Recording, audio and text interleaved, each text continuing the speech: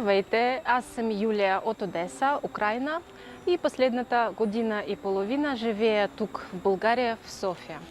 Работя като менеджер на проект на фондация Културен хъб България, Украина е в Европа. Партньорство се осъществява с нашите приятели от Румъния и от Испания.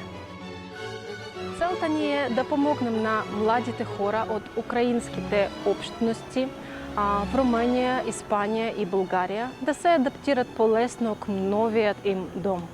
Фокусът ни е насочен към младежите, които имат артистични таланти – музиканти, художници, дизайнери и други. Също така искам да създадем новата платформа, да споделим повече за личния опит на украинските граждани, бягащи от войната, при адаптирането им в новото общество. Ще създадем възможности за представяне на талантите на млади украинци от Румъния, Испания и България. И ще подпомогнем техните усилия да учат и да търсят професионална реализация.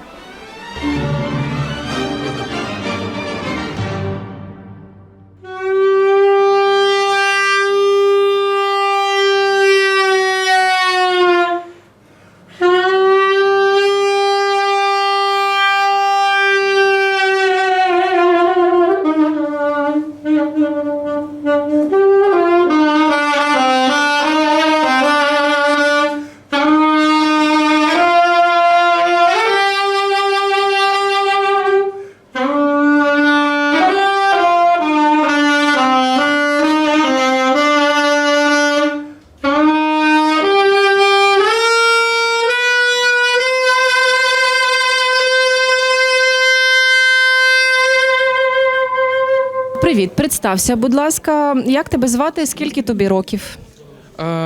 Добрий день, мене звати Микита Нанков, мені 18 років. Я вже понад 2 роки за границею, проживаю у Європі, тому в мене багато що є розповісти як за національні і державні якісь питання та питання, як проживає українець за границею у цей час. Дуже цікаво. Відколи ти сам в Болгарії і чи вже маєш зв'язки тут? Так, я маю зв'язки як з болгарами, так і з українцями. Тут дуже багато українців, які проживають у Болгарії вже понад більше 2 років, але є людини, які живуть в цей час, тому що не мають свої будівки. Вони виїхали з окупованих територій та вони проживають тут, здесь. Та є в мене розповісти про те, як я сюди поступав. Так, будь ласка, можеш. В мене склалося таке питання, як я буду далі жити і де, тому що я склав НМТ, в мене було дуже багато думок про це, і я поступив зразу у 2 університети. Перший університет – це Мелітопольський Таврійський університет і університет Великотирного ВТУ. Я проживаю тут понад 2 місяці як студент, та в мене є вже друзі, приятелі, і я розвиваю свій болгарський язик. Та я стараюся і намагаюсь вчитися і у українському університеті. В мене все гарно в плані учоби, але важко за свої мрії. Тому що А з якого ти місця в Україні? Я з Одеси, я проживав у Одесі рік. Моє рідне місце – це Болград.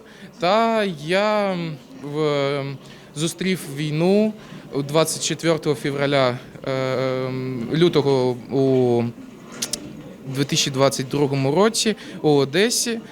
Я не спав у той час, я розмовляв зі своїми друзями у голосовому чаті, у соцмережах, і я зустрів цю війну повітряною тривогою. Потім я послухав новини і побачив огниво у повітрі, тому що пролетів снаряд.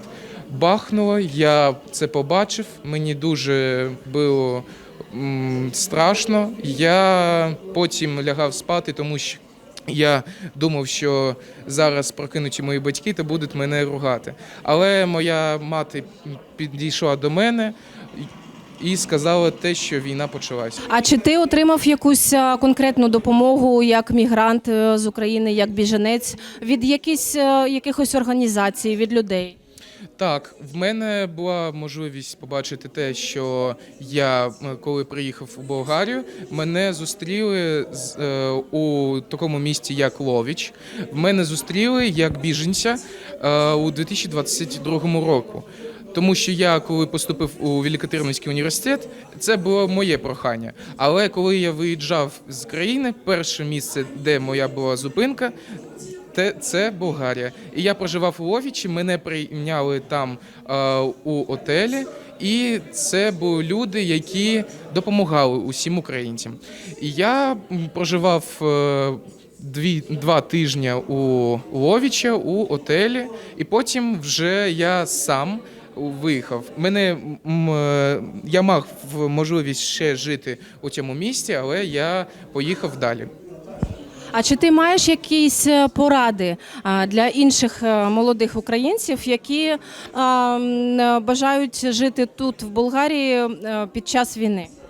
Так, я намагався дуже великій більшості моїх друзів казати про те, що вони мають можливість побачити мене, побачити майбутнє у Європі, тому що Болгарія це єврокраїна, і вони можуть приїхати сюди і потім знайти щось велике для себе.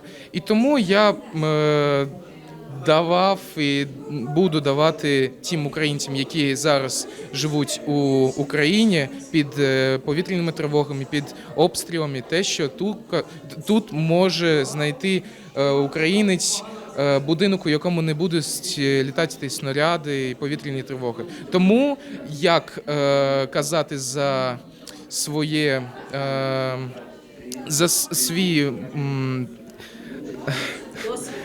свій досвід, за свою безпеку, люди можуть сюди приїхати за цим, щоб пережити усі ці погані стосунки між Україною та Росією. Дуже дякуємо тобі, супер цікаво, і бажаємо тобі успіху. Дякую. Дуже дякую.